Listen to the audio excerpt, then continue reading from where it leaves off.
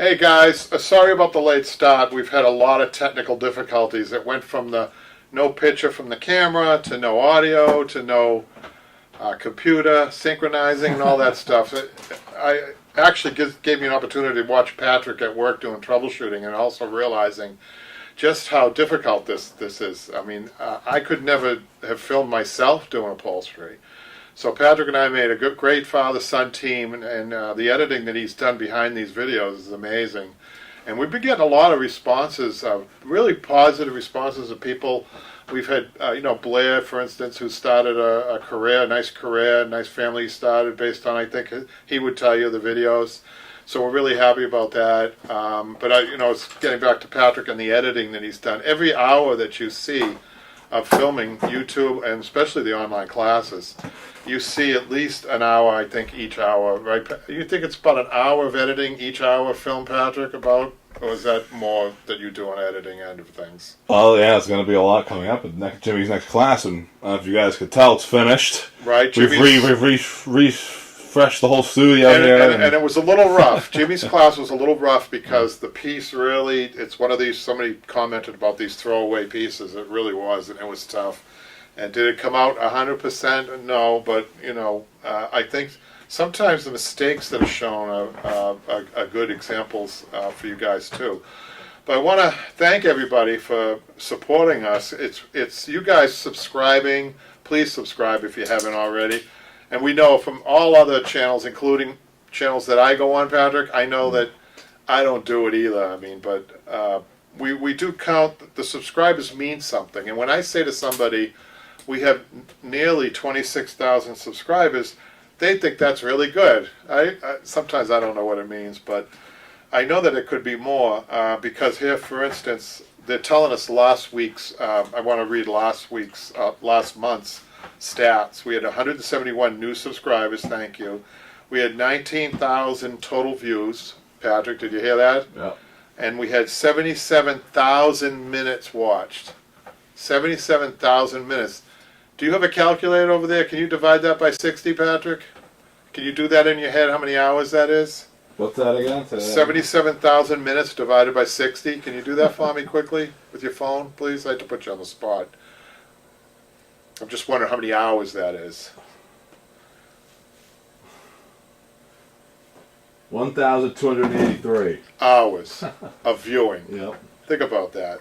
So let's see what else they say. They say explore your stats. I don't know. I don't think anybody wants to hear about that. Yeah, and don't worry, it didn't come up. But anyhow, we got a call. A couple of the encouraging things. I don't know if I mentioned this. I got a call from Columbia University, a doctorate, Columbia University, and she was doing a paper on the upholstery industry, and she thinks, according to her and her research before she talked to me, and maybe I supported this, is that the upholstery industry is coming back really big time. And she cited something that was very interesting that I wanted to share with you.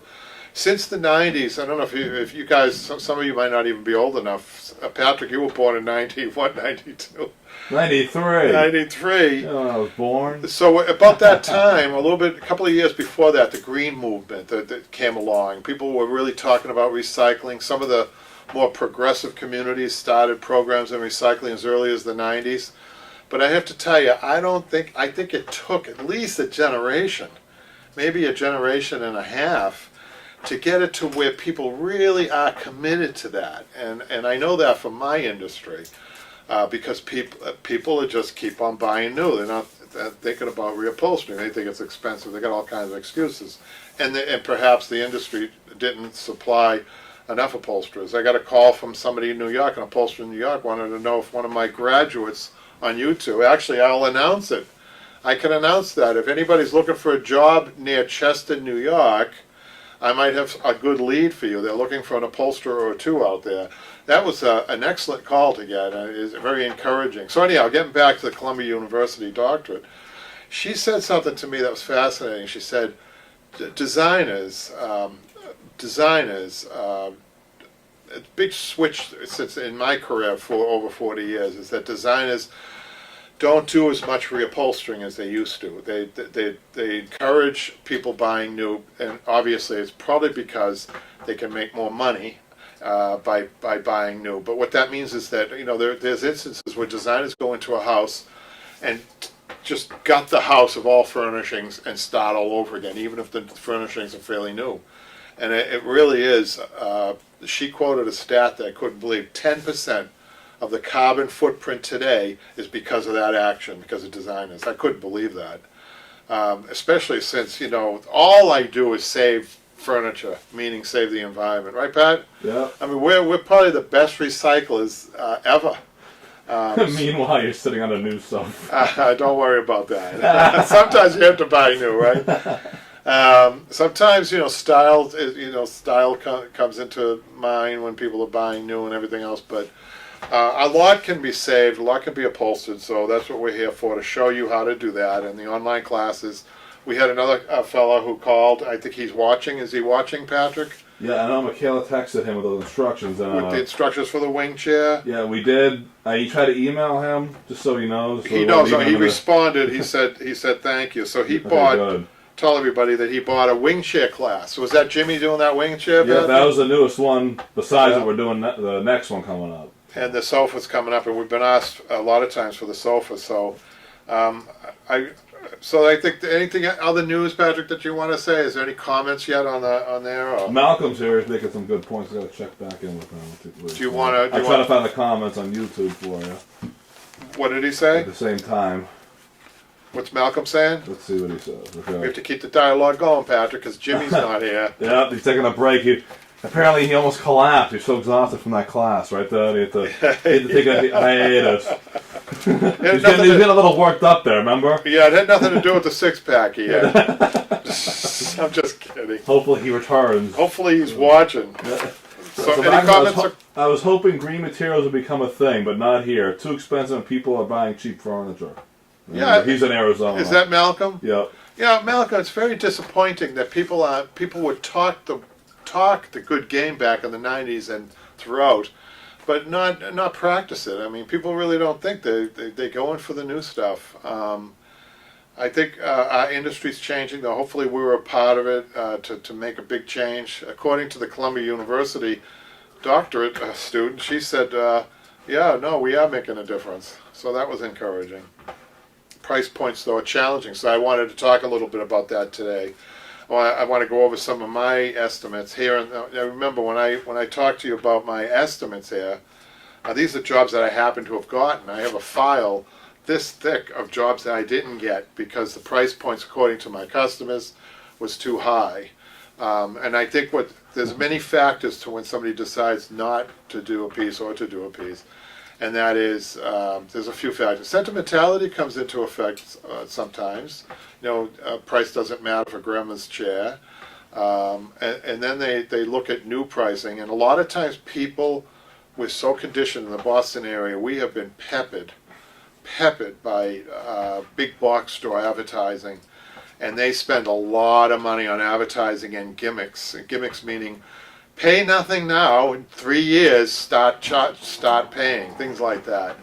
And it's really deceptive. I don't like it at all. But people are so conditioned to hearing the price points and they're free, that it's never free. Right, it's not.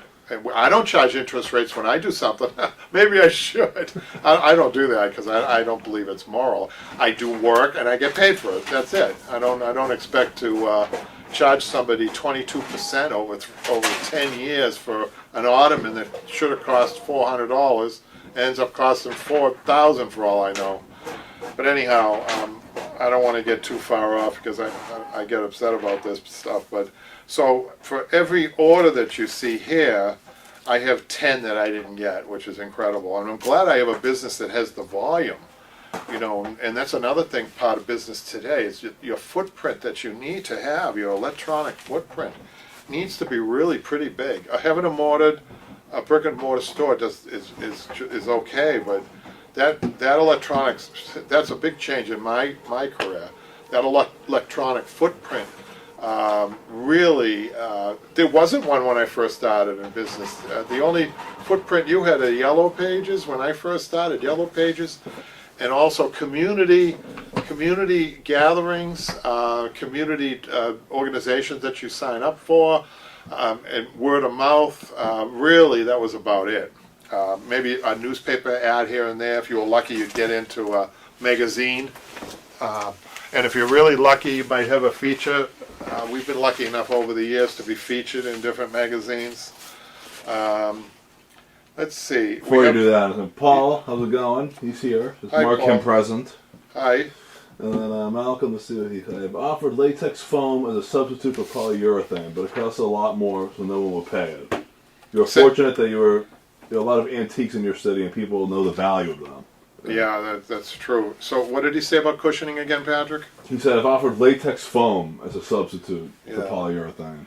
Yeah, as far as But nobody would pay for it. as far as the environmentally better option, is that right, Malcolm? I assume, because I was just talking about that I try to save as much of the cushioning as I can. I'm honest with people. I don't do upcharge. I don't charge.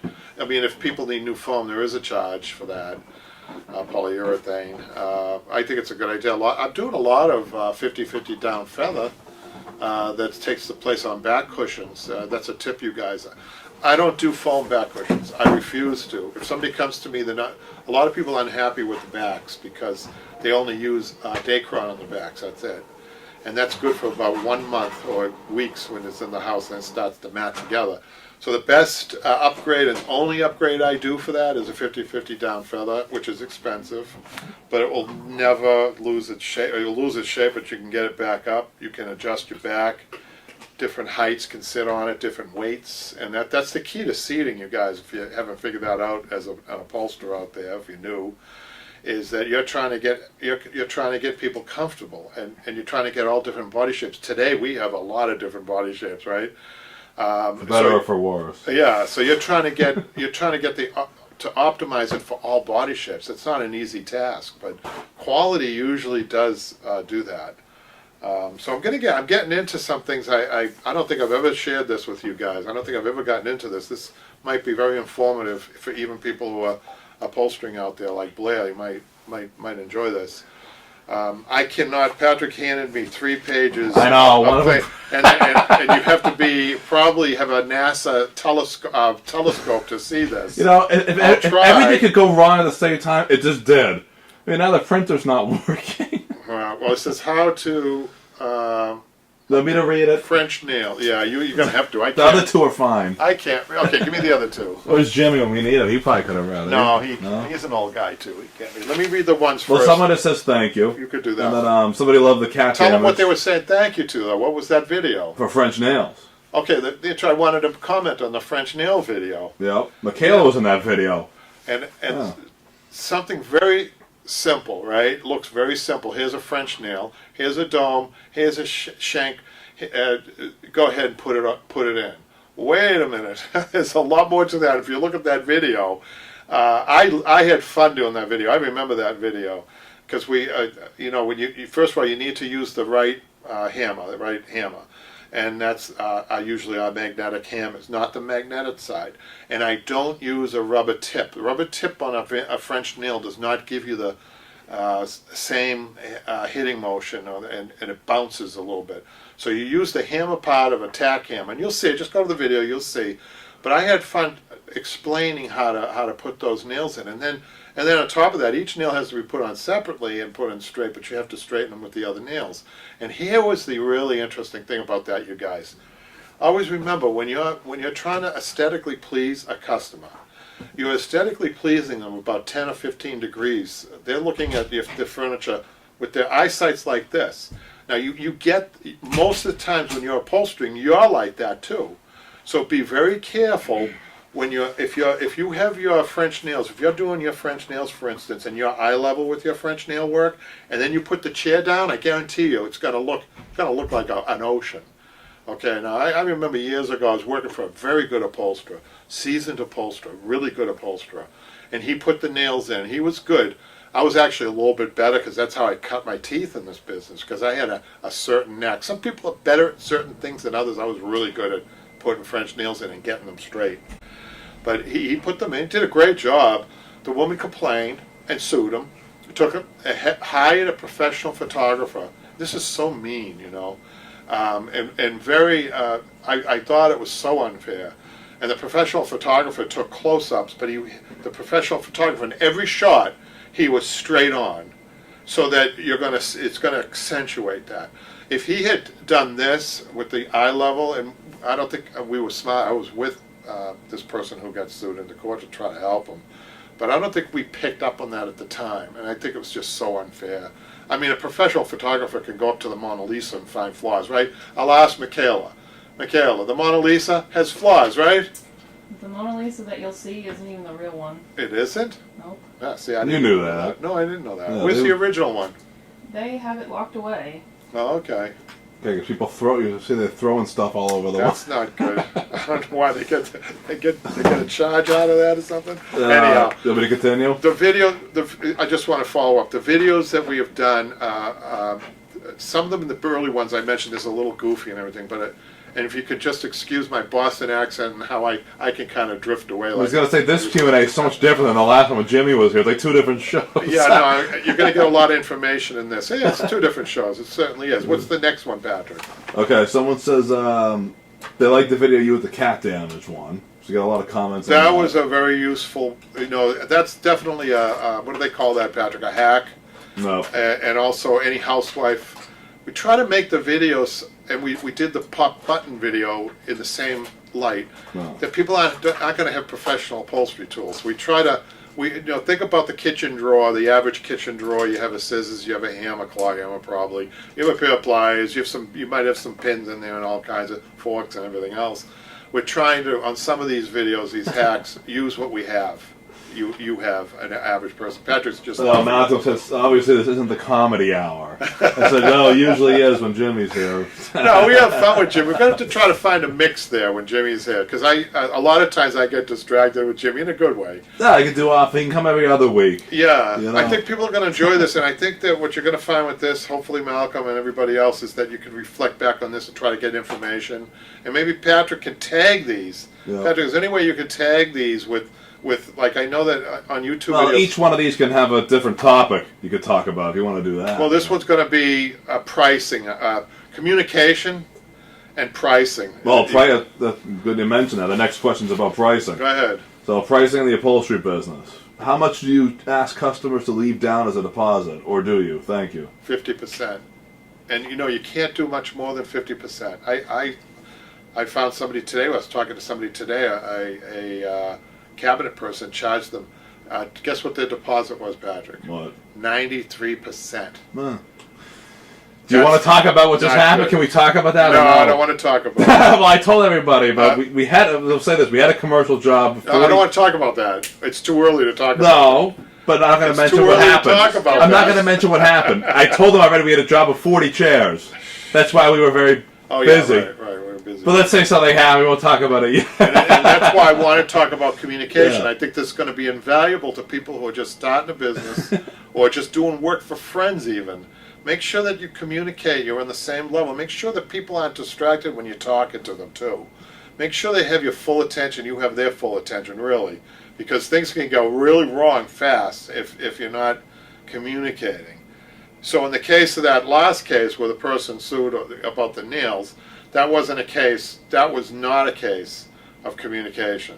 That was a case of somebody really expecting too much, and we're not perfect. The upholstery isn't, manufacturers tend to be, this is interesting about manufacturers, because they have different types of machinery, and they're always dealing with squares, and what's this called, the 90 degree angle, Patrick? 90, 180, 360, right? You guys know what I mean. Like this. I saw a tree the other day that had this angle in it. I've never seen a branch like that. It must have been work. The Native Americans, we were a little bit of Native American, me and Patrick. They used to work the trees, but this was nature that did this. It was really weird, and it was like that. It was like that. The branch was like that. Very unusual in nature. But furniture manufacturers do that for a reason. They do square furniture for a reason. It's easier. You get better lines. You give me. I have 2 Papa Bear chairs. Look up Papa Bear chairs, Patrick. I don't know if you can get an icon. I can't get a picture up of a Papa Bear chair that quickly on this video. But Papa Bear chairs or womb chairs, things like that. They have curves. Why do they have curves? Because they're beautiful. They're pieces of art. You know, if I go, the Mona Lisa has that statue of David, right, Patrick? You know the statue, right, Michaela? The statue of David's beautiful, right? Yeah. Beautiful body, beautiful forms, curves all over the place, right? Patrick's giggling over there. I don't know if he knows what I'm talking about. But you don't go to an art museum to see right angles and rectangles and squares, right, Patrick? No. So it's a lot harder. It's I'm complaining a little bit. And then they give me a plaid. Here's a plaid. Put it on this womb chair. What? You know, that's the challenge of a professional upholsterer, to make things work. Sometimes you have to make it work, and you have to really have some intestinal fortitude to make it work, but also communication skills. Sometimes, in that case of the plaid recently, I had no say in it at all, and I'm just taking it. It takes twice as long, guys. So you should be aware of that too. Is there any other question or comments, Patrick? Oh, that was it for that. That was it for that one? Okay, before I get to my quotes here, I always want to go over some of my estimates. We've done that in the past, but I want to kind of focus. You want me to Yeah. follow up with Yeah. Malcolm's been saying a lot of stuff here, good stuff. Yeah, what did I leave off? Patrick's going to read what Malcolm is saying. Malcolm is a professional upholsterer. Hold on, give him a little bit of a plug, Patrick. Yep. Malcolm's an upholsterer in Wisconsin, right? No, Arizona. Sorry. That's Randy. Okay, Arizona. Yeah. And what's the name of his shop? If Malcolm, can we say his name of his shop? Oh, it was Jolly something. Oh, Jolly Roger? something like that. Wasn't it pirate related? I don't He think sent so. he sent you the pair of scissors with the little. That's right. I Yeah, think it was Jolly Rogers, but ask him. Maybe I don't know. Ask He him could to type it in the. Yeah. Sorry, Malcolm. What's he saying? But he said a lot of furniture I see here is huge overstuffed pillow style chairs and couches. They have to be made with foam. They changed the name. Now it's Malcolm's Fine Upholstery. Malcolm's Fine Yeah, Upholstery. I like the sound of that. In Scottsdale, Arizona, Malcolm. Can you just give us your? We're going to give you a plug here. And He'll put it in the comments. Yeah, and if Jolly Dodge or Canvas, that's his Etsy. So Okay. he does the other stuff with that. All right, so check him out. Check him out in Arizona, you guys. I'm just trying to get the town that he's in. He says commercial. I agree with this one. Commercial work needs a detailed contract, especially for any change of work orders. Detailed. We'll talk about this eventually. And one of the reasons for that, one of the main reasons, is because you're having more than one eye. It's not like working with the custom upholstery, which I'm used to doing. Not so much the contract, but usually you have to deal with committees. It's really not easy. You have to deal with committees, and you have to deal with opinions, and everybody has an opinion on an upholstery they want to use. And then the scrutiny is unbelievable. It really is a lot of scrutiny. What? Sorry. Go ahead. No, I just said Paul, which I don't know. Is this the Paul we used to know? Because it might be. I don't know. Ask him. Is this Paul? Is this Paul? I don't know. But this Paul says he's at a campground right now. He knows about me. He knows I have an RV because we probably mentioned it. Where is It would he? be funny if that was the Paul that we used to. Yeah, where is he? He says he's at a campground right now. Patrick, tell your dad about your RV. He's getting a little boring. Oh, man. Yes, Paul, we'll be actually out in our RV next week. We're going to Tennessee. Yeah, you're We're going to try to jump over the Grand Canyon with that, aren't you, I Patrick? already tried. It didn't turn out too Paul well. wants us to get more interesting. If we knew a Paul that had this similar sense of humor. I bet it's him. Ask him if it is him. But he was an upholsterer. And he was a good upholsterer. He took my classes. I worked for him. He was a very nice guy. He took my classes. Yep. And, what was I going to say? We're going to Graceland, so we won't be here for we should tell people now, we won't be here for the next 2 weeks. Yeah, we're going to Graceland. First vacation I've had in how long, Patrick? Since you took the video from Yellowstone, we were out there, How remember? many years? How many years? 2021. Yeah. Yep. So That's not we'll too do it bad. upholster Elvis's couch maybe or something like that. They probably won't let us do it though. Well, he did have the jungle room, and it's interesting you should mention that because these two this is funny, you guys. I have two Papa Bear chairs done in a zebra print, and they went. They came back from a trip in Africa, I think, and they were sick of seeing zebras, so they changed in the fabric. So you can. Maybe you can give them your card and say if you need any upholstery done here at Graceland, let us know. He has the jungle room. That's why I mentioned that. Is there any other questions, comments before I read these? Well, Malcolm said, yeah, Scottsdale's where he's located. Scottsdale, right? Nice community. I don't know if we were there. We were in Sedona, and Phoenix, and Tucson. Is it upholstery related? Huh? Not that trip wasn't. So here we have a comment on caning to upholstery conversion. Upholstery conversion. Upholstery and Preserve Your Caning. And the person, Lucy, said really great. And then we have one fixing a pop button. And that's one of the most popular ones, Patrick. My chair is leather. Will it pull in tightly to match the others? Leather buttoning is really tough. And the answer to that may be no. Because what you're doing is you're pulling the leather is what you're pulling. Not so much the button, because the button, the shank goes through the hole in the leather. And you're left with, especially with the technique here that we're using on both videos of pop buttons. You guys, one has the German needle, what we use as professional upholsterers, and the one is out in your kitchen drawer material. And both of those ways on leather probably won't get the button, but I do have a hack for that. It might work, it might not work. After you do your work with your slip knot and everything with your button, and if it doesn't match the other ones, what you can do is twist it, twist it, twist it, twist it, and then go to the other buttons. Try to yank the other buttons around. If that doesn't work, if it's still not tighter, try to loosen just a little bit the buttons around that button without pulling the twine out, obviously. But you have to get the right technique. That's what I do. But if that doesn't work, you have to take it apart and go from the way those buttons are put on. All buttons are put on when the outside back is not on, or when the cambric isn't on if it's in the seat. So, and it's pulled tight that way. Sometimes the upholsterer even pulls the ends down and staples them to get the button even tighter, depending on what you're doing. So you could never duplicate that sometimes, especially on leather, with the techniques that we showed. But you have to, think of little hacks. Upholstery is full of these little hacks. If you go to the description of what an upholsterer does, on the government list, they list all of trades and the description of the job. So when they're trying to find work for people. And one of the first sentence, I think, on upholsterer, I think even the first sentence, it says, must be able to problem solve. That's the first thing. Must be able to problem solve.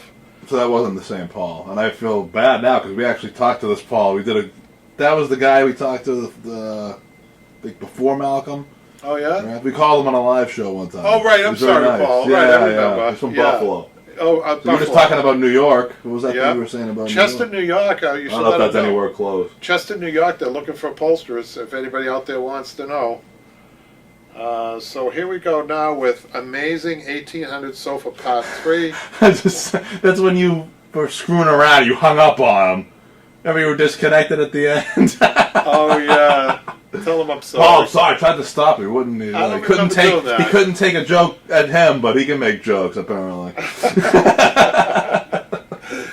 So this is the 1800 sofa. Thank you for these tutorials of the antique sofa. I started working on a circa 1900 sofa several years ago, but halted because the wood is too brittle to tack into. I'm now working on it again using your double stuff method, and it's going well. There you go. So another problem-solving issue. See, now that I think about it, most videos that we show problem-solving, practically everything we do. Especially when Jimmy's doing it. Repairing a down wrap on a cushion. I forgot about this video. It's an old video, Patrick. This one's an old one. Repairing a down wrap on a cushion. That's got to go back to the beginning, Patrick. That one there. I don't know. To see the picture. Yep. Cinnamon Tristan. She said, what kind of spray glue? I use a spray glue. It's called a 77 3M. 77. That's what I use. And they have a clear. They have two types: clear glue, spray glue, and the orangey spray glue. And the orangey spray glue I use most of the time because you can see what you sprayed. With the other stuff, you can't see what you sprayed. That could present a problem sometimes. Because then you have to touch it to see if it's tacky. And then getting glue, Malcolm and all you guys out there who are working, and ladies, can relate to having sticky hands and then touching cotton or something, or going back to the fabric, and then you have to use cleaning fluid to get the glue off your hands. It's kind of a hassle. All that because you used a clear glue, Any other to catch up, Patrick, with some comments or anything? Are we all set? Nope, we're good. And now we have the Upholstery Show Live.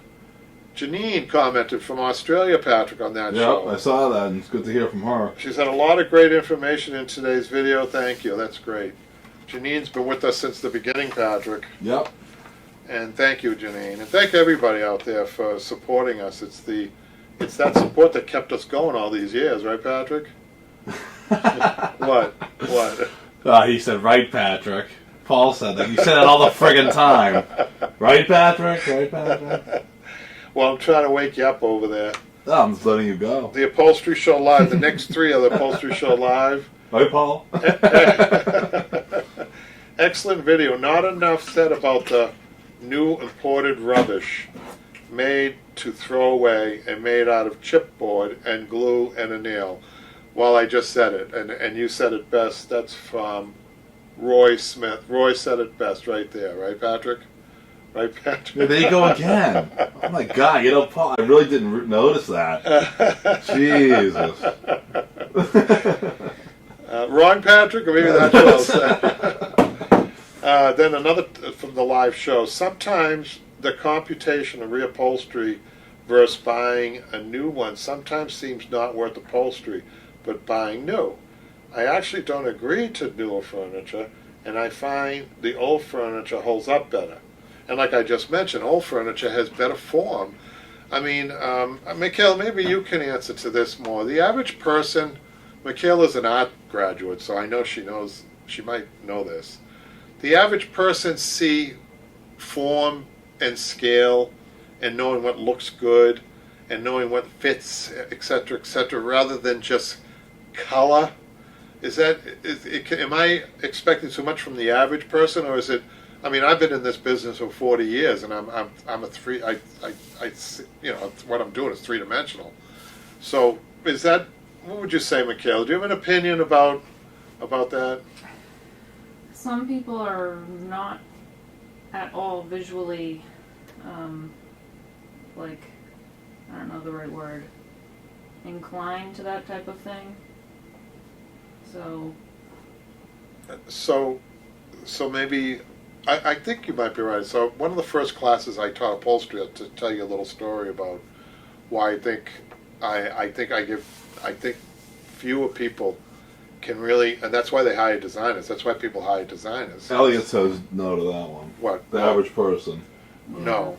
So I'm teaching a class, my first night of teaching a class, I have 12 people in front of me with 12 projects, up on 12 sets of horses. This was in a place where I had room. It was great. Oh, this was in Brookline. Oh. Going back to Brookline. Oh. Well, Lexington had that too. They had a great space. Oh. But this was Brookline, and we were in a loft in the Unified Arts Building in Brookline. It was a great space. We had an elevator, so it worked out great. But so I had 12 people in front of me, 12 sets of horses, 12 different projects. That was the challenge I faced. And I asked everybody to close their eyes, and I closed mine, and I said to everybody, now I want everybody to visualize their piece of furniture on the horses. This is an exercise that I did for the first night only, and never did it again because of what happened.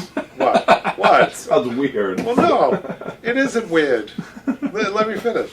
So I asked everybody to close their eyes. I asked everybody to see their piece of furniture on the horses, and then I asked them to, before the invention of drones, I don't know how I worded this, but I said, imagine yourself a helicopter, and you're going around the piece of furniture, 360 degrees, and then you rise above it, and you look down at it, and you do another 360 degrees. So I opened my eyes, and every single person was looking back at me with their eyes open, and they all said almost at once, "We can't do that."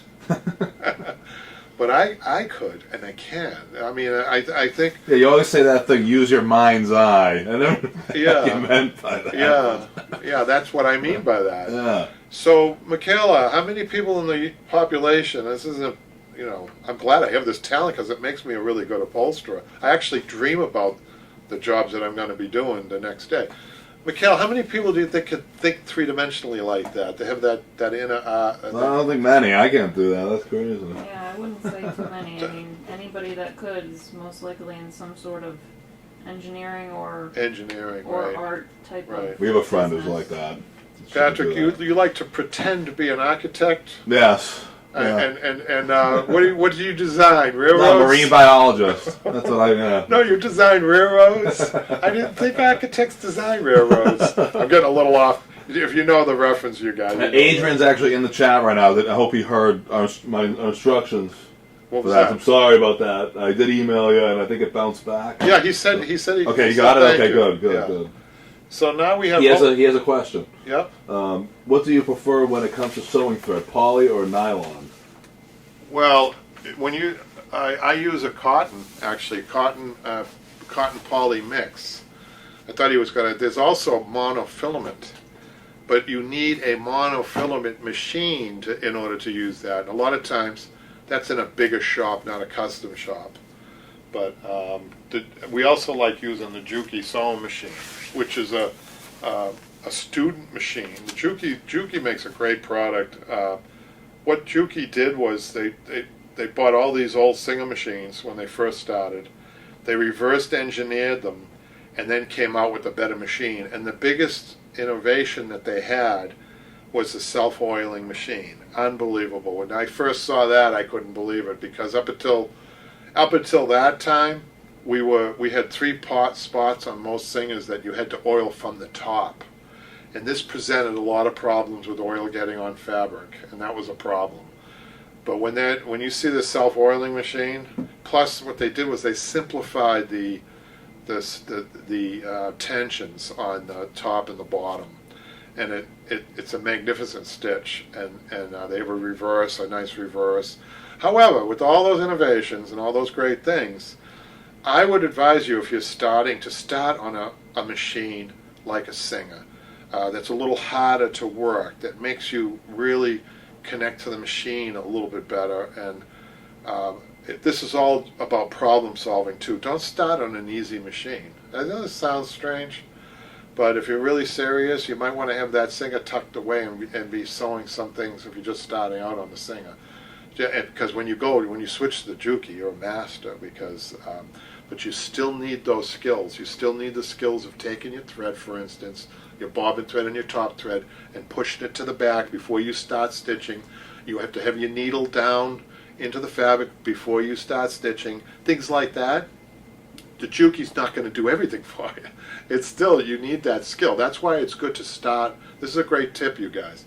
It's great to start with a machine that's a little quirky, a little hard to run, a little hard to thread, a little hard to operate. It has its own, each single machine that I was ever on had its own little personality. It was really weird, those Singer machines, because it almost takes on, sometimes you have a 100-year-old Singer machine, it almost takes on the personality of the person using the machine. It was really weird.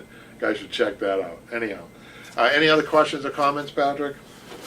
Can you substitute rubber horsehair for cotton, from Adrian? Well, the problem with rubber horsehair, keep in mind, don't try to use, it all falls under batting. Rubberized horsehair falls under batting, cotton falls under batting, but really, I limit the rubberized horsehair to going over coil springs, period. Remember that sometimes it makes like a squeaking noise too if you put too much rubberized horsehair in. So try not to use rubberized horsehair as your main batting. It should only be a foundation. Only a foundation. Any other? I think I see somebody else comment there. Pat. Yeah, Malcolm. Finding an old industrial Singer that isn't worn out or far too expensive is hard. Yeah. The new Jukis are clones at much better value. Just Yeah. a pain in the ass if you got to move it somewhere. For sure. We just did that recently. Yeah, well, they're heavy. Yeah. That one's heavy. Oh, wasn't it? Singer, I'm sure, is heavier. Wasn't that made out of like? Singer machines were heavy. What are they made out of? Like, what are they made out of? Metal. They had the market cornered for over 100 years until Juki came along, and made a better product. You know, Singer really did rest on. Singer never was interested in a self-oiling machine, as far as I know. Elliot says my old Singer 66, 1924.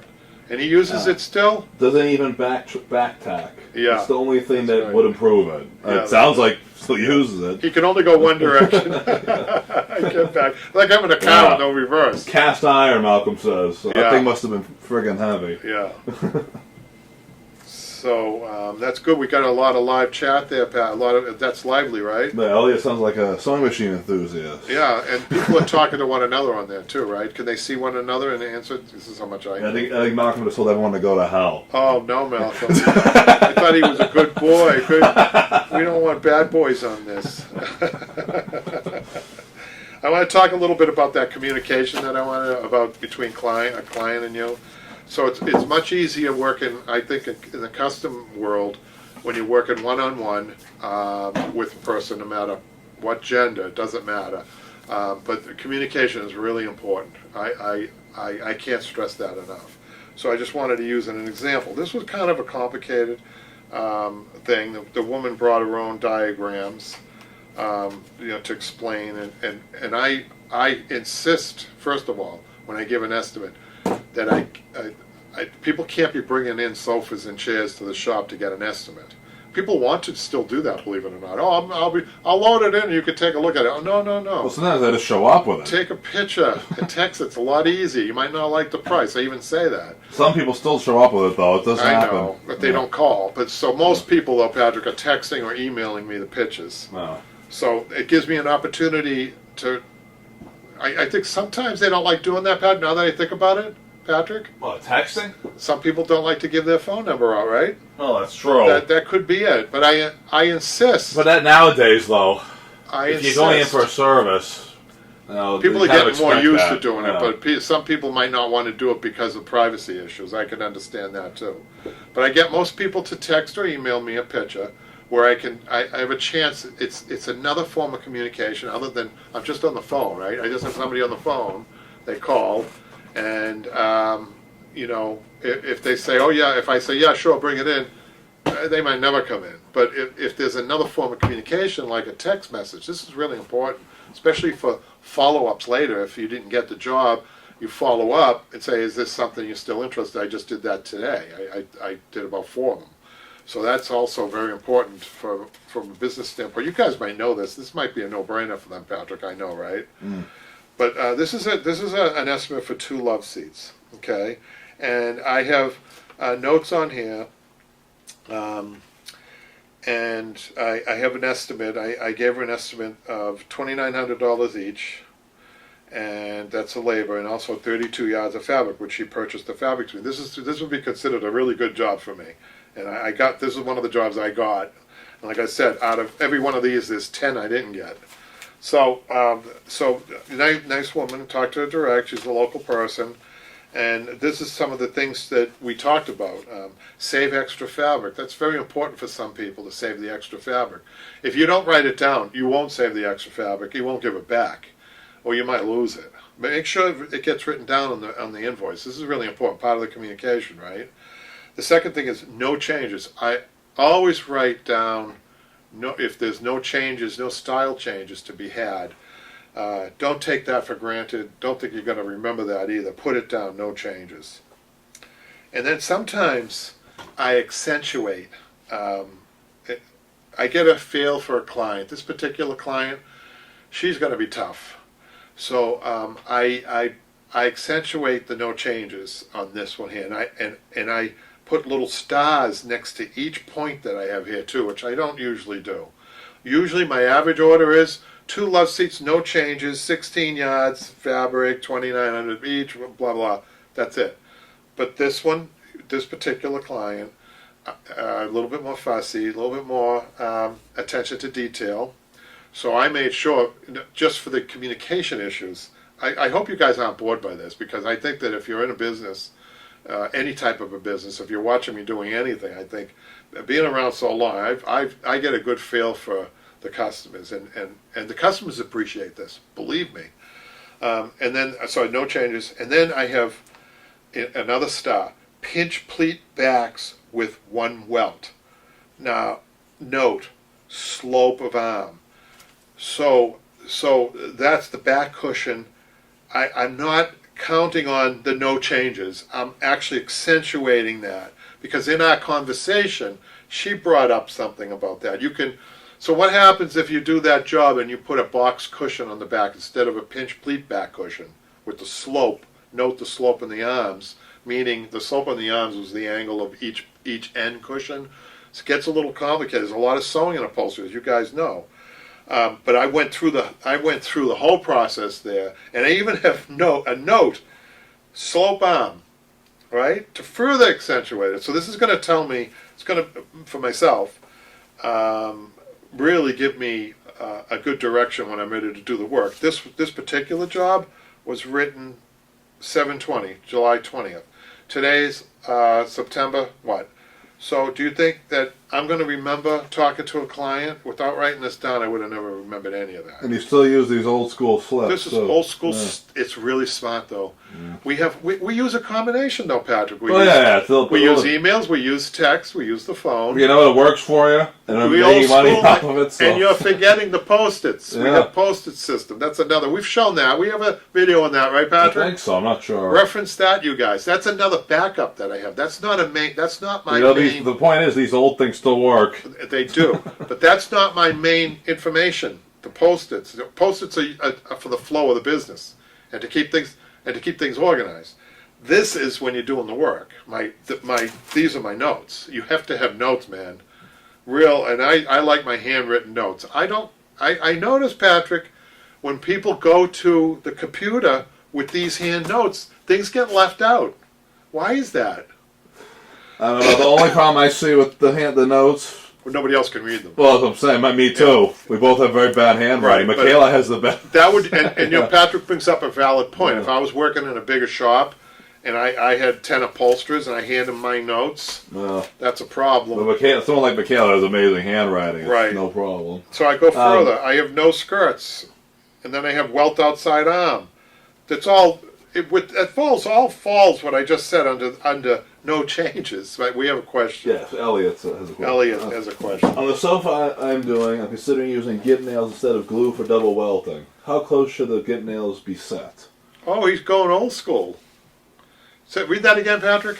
So how close should the gimp nails be set? No, read it from the beginning. I'm doing a sofa considering using gimp nails instead of glue for double welting. You don't use gimp nails on double piping. I think he's a mistake. That's not double welting. You don't do that. Is that Elliot? Yeah, I'm considering using gimp. He's considering it. So don't. It will be a disaster. What will happen? First of all, gimp tacks are used for gimp. You know, gimp is the braiding, the flat scroll gimp specifically, but you can use it on French gimp. Although that's all you use it on. And in answer to your question, as long as you're using the gimp with the gimp tack. You're talking about something about the size of a double welt. He might mean the gimp. He might not have meant double welt, but about I'd say 2 inches, no more. Maybe some people put it every 1.5 inches, depending on where you are too. It might be closer, But if you put it in the double welt in between your double welting, that's a disaster. It's going to put a little pokey. It's going to poke it in, and it's going to look terrible. You need to use the glue. You need to use hot glue, and you need to make sure that, I'll talk a little bit about the glue gun that you use. Make sure that if you're going to get a non-professional gun, you can get these in an art store. Make sure that you get with 2 settings, a high and a low, and make sure that you put it on high and tape it. But be aware, if it doesn't have a setting, it's not hot enough to do your work. If it doesn't have a setting, that's the lawyers for the art studio or art company that's selling you that you can't make a glue gun that hot that's going to burn you. And these will burn you, so be careful. If you get hot glue on you, and if you just look at it for 3 seconds, it's too late. You're going to scar. Make sure that you take it right off. Right, Michaela?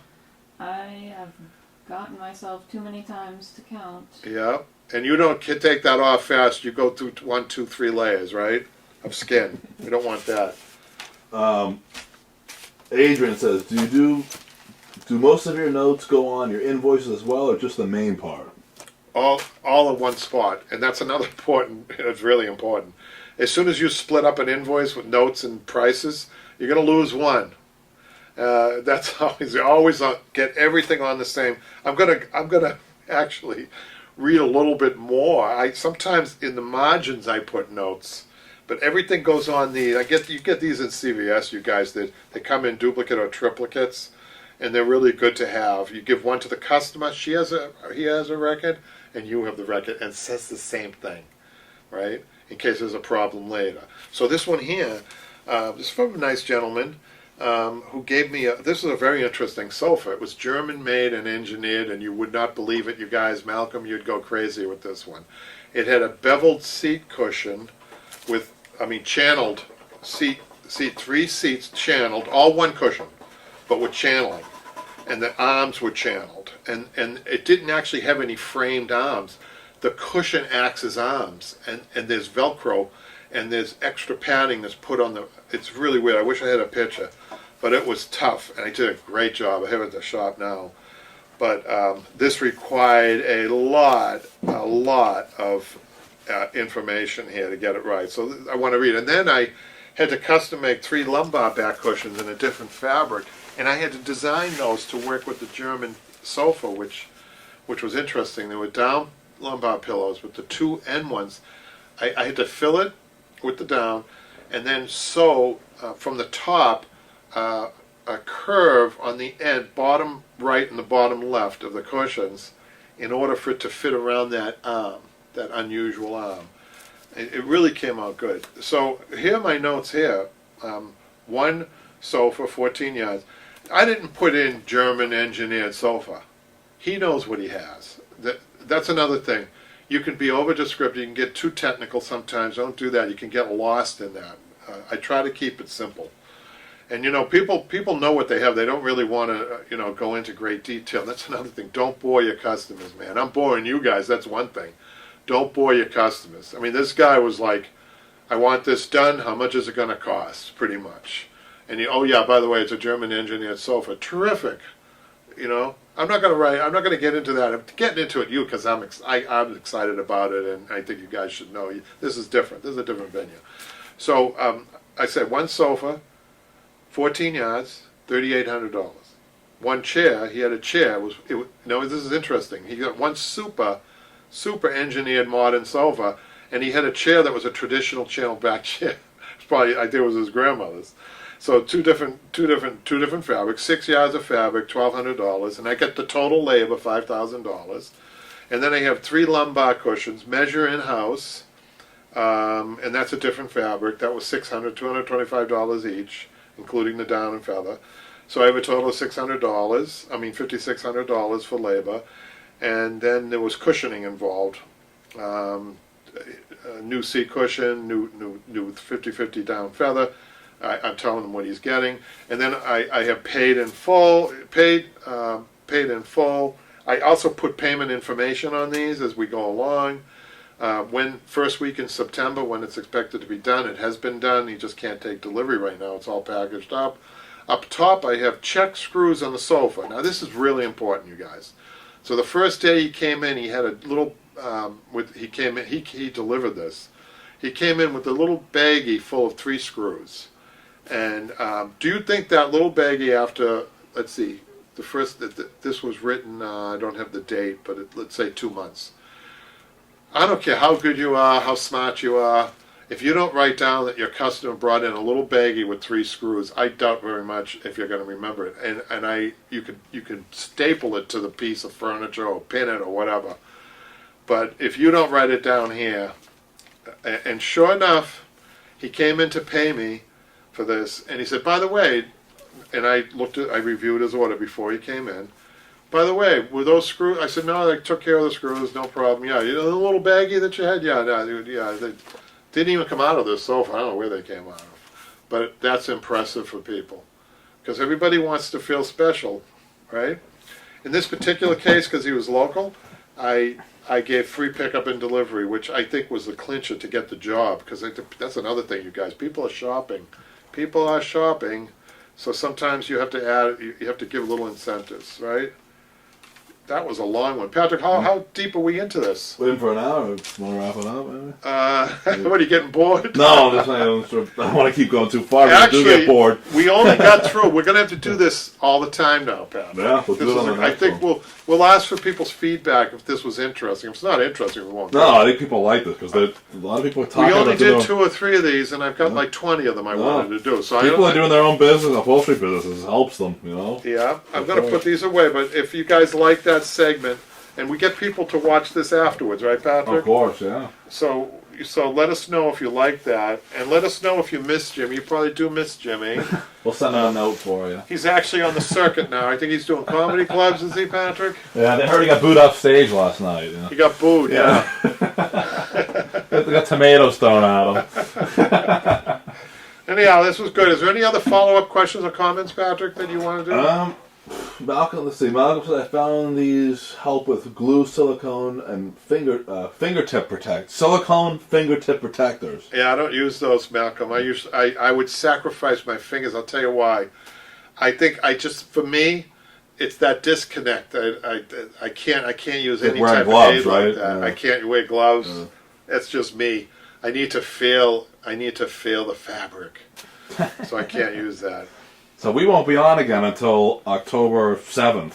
October 7th, So 3 you guys. weeks we're going to miss because we're traveling back. We're driving this whole thing. So we're going to be traveling And back. when is that new class going to be coming up? I know that you've edited For the holidays. For the holiday. Yes. So how many did we do at Jimmy? We could get a preview of that, Patrick? Wasn't as bad as we thought. Well- No, we thought it was going to be 30. I think it was only 11. 11, Yeah. but I think each one an hour long. I think it's still, you know what, the other one was 30 because we did 30-minute classes. Right. I think this still might be the longest class. Yeah. I think. Maybe what was it, the settee? Yeah. Probably will still be the longest one, but this We is have the one biggest. online. We have a couple online that were really, really intense too. That we didn't, that we don't, Yeah, I that were free. forgot. I meant to ask you, what happened to the chairs that Jimmy was doing before he did that? But he had an in-between class? What chairs? They were dining chairs or something like that. Remember that, Michaela? Yeah. Remember that? I don't know. We filmed It it. was a client. Yeah, so it's long gone. Oh yeah. Remember that? Yeah. Can we release it? Maybe we'll put them on YouTube. Sure. Because it won't be complete, but More content. you guys can see it and check More it out. content. So I think. Malcolm says have a great trip. Thanks, Thanks, Malcolm. Malcolm. Well, sounds good. So we'll see everybody in a couple of weeks here. Thanks for tuning in, you guys, and thanks for your support. And we'll continue this series when we get back. Sounds like Sounds good good. information. Bye, guys.